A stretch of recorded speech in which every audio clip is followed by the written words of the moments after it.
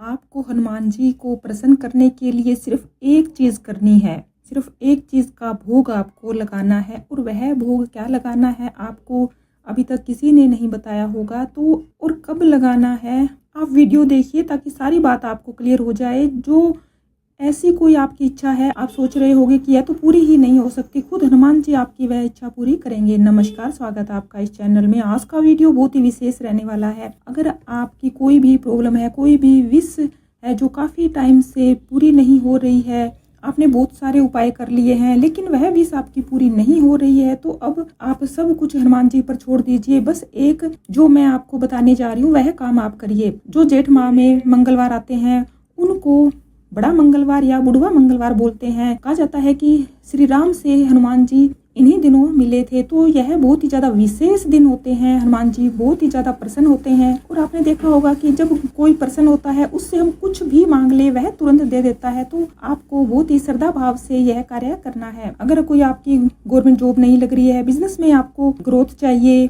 Money से related कोई भी अगर आपको दिक्कत है, आपकी तबीयत खराब रहती है या घर में कलह क्लेश है, तो बस आप यह कार्य कीजिए। 13 मई को बड़ा मंगलवार है। इस दिन आपको करना क्या है, इस दिन आपको सच्चे हृदय से हनुमान जी की पूजा करनी है। और वह पूजा कैसे करनी है अब आप ध्यान से सुनिए। मैं आपको गारंटी देती हूँ कि आप यकीन रखिए, आप यह करते ही आप खुद कमेंट बॉक्स में बताओगे कि मेरी यह इच्छा 1 महीने के अंदर अंदर ही पूरी हो गई है। 5 मंगलवार आपको करने हैं क्योंकि जेठ माह में 5 मंगलवार आ रहे हैं। आप यह करिए। अगर मंगलवार को आपकी तबीयत खराब हो जाती है तो आप नेक्स्ट मंगलवार से यह कार्य कीजिए। किसी भी चीज को लेकर आप परेशान हो, करियर को, मैरिज आपकी नहीं हो रही या कुछ भी मांगलिक कार्य नहीं हो रहे, तो फिर सबसे पहले आपको करना क्या है, हनुमान जी की आपको पूजा करनी है। और भोग में आपको क्या लगाना है, भोग में आपको गुड़ चना लेना है और उसमें किशमिश डालनी है। और सबसे पहले गणेश जी की पूजा करनी है, अपनी इच्छा रखनी है और राम सीता का आपको स्मरण करना है। सबसे पहले आप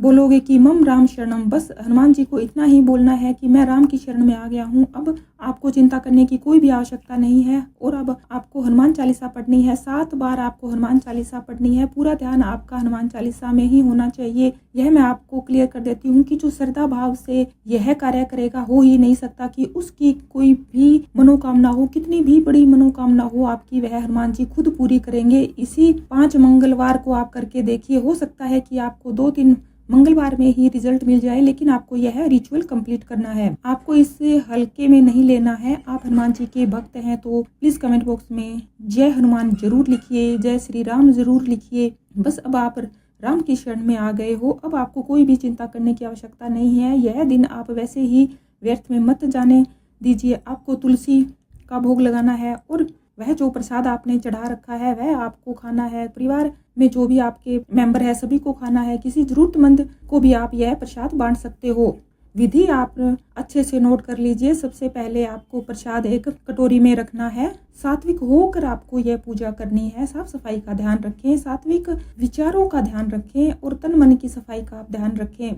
7 बार हनुमान चालीसा पढ़नी है। चने का, गुड़ का और किशमिश का भोग आपको लगाना है। तीनों मिक्स आप कर लीजिए और घी का दीपक आपको लगाना है और 7 बार हनुमान चालीसा आपको पढ़नी है। श्रद्धा भाव से पहले आप गणेश जी की पूजा करोगे। श्री राम शरणम, मम श्री राम शरणम, मम श्री राम शरणम, ऐसे आपको 1 मिनट जाप करना है। और फिर हनुमान जी का ध्यान करना है, माता अंजनी का ध्यान करना है। पवन पुत्र हनुमान जी के जो माता पिता हैं, अंजनी माता और पवन देव, उनका ध्यान करना है। फिर आप 7 बार हनुमान चालीसा पढ़ के अपनी जो भी विश है वह बस हनुमान जी पर आप छोड़ दीजिए। फिर अपनी विश आप भूल जाइए। ऐसे आप 5 मंगलवार कीजिए, आपको रिजल्ट 100% मिलेगा। अगर आपको कुछ समझ में नहीं आया तो आप हमसे कांटेक्ट कर सकते हैं। इस चैनल के साथ जुड़े रहने के लिए आपका बहुत बहुत धन्यवाद। जय श्री राम।